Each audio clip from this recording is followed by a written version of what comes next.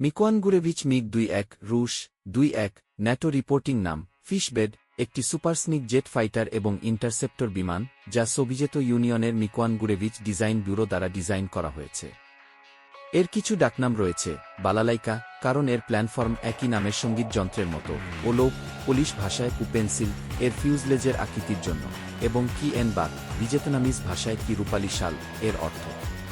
প্রায় ৬০টি দেশ ৪টি মহাদেশ জুড়ে মিগ-21 ব্যবহার করেছে, এবং এটি এখনও ৭ দশক পরও অনেক দেশের সেবা করছে।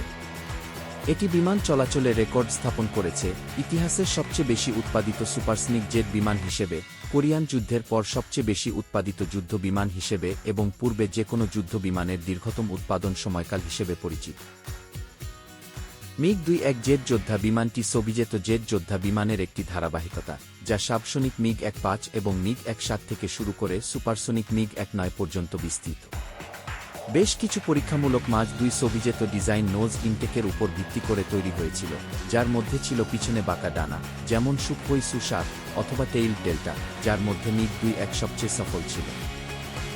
মিগ-21 এর উন্নয়ন 1950 এর দশকের শুরুতে শুরু হয়, যখন মিকোয়ান ওকেবি 1954 সালে একটি প্রোটোটাইপের জন্য প্রাথমিক ডিজাইন স্টাডি সম্পন্ন করে, যার নামকরণ করা হয়েছিল ইয়ে।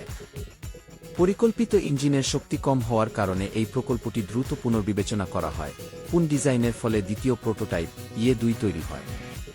এই দুটি এবং অন্যান্য প্রাথমিক প্রোটোটাইপগুলিতে পিছনে বাঁকা ডানা ছিল। উৎপাদন ভেরিয়েন্টগুলির মধ্যে ডেল্টা ডানা সহ প্রথম প্রোটোটাইপ ছিল ইয়ে-4। এটি 6 জুন 1955 তারিখে প্রথম উড়ান করে এবং জুলাই 1956 সালে মস্কোর তুশিনো বিমানবন্দরে সোভিয়েত এভিয়েশন ডে প্রদর্শনীতে প্রথম জনসমক্ষে উপস্থিত হয়। পশ্চিমে উপলব্ধ তথ্যের অভাবে মিগ-21 এর প্রাথমিক বিবরণ প্রায়ই সেই সময়ের অনুরূপ সোভিয়েত যোদ্ধাদের সাথে বিভ্রান্ত হয়ে পড়েছিল।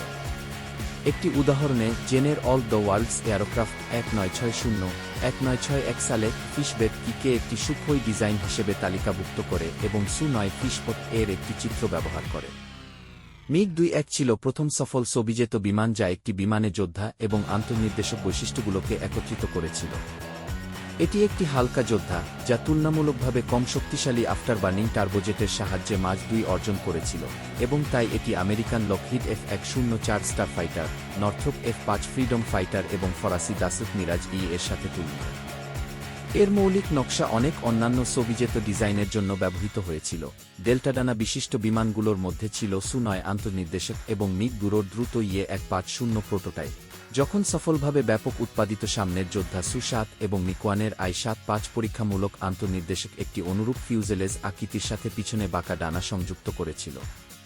তবে শককন এবং সামনের বায়ু গ্রহণের সাথে বৈশিষ্ট্যযুক্ত নকশাটি সোভিয়েত ইউনিয়নের বাইরে ব্যাপকভাবে ব্যবহৃত হয়নি এবং শেষ পর্যন্ত এটি সীমিত উন্নয়ন সম্ভাবনা প্রমাণিত হয়েছিল, মূলত রাডারের জন্য উপলব্ধ ছোট স্থানের কারণে।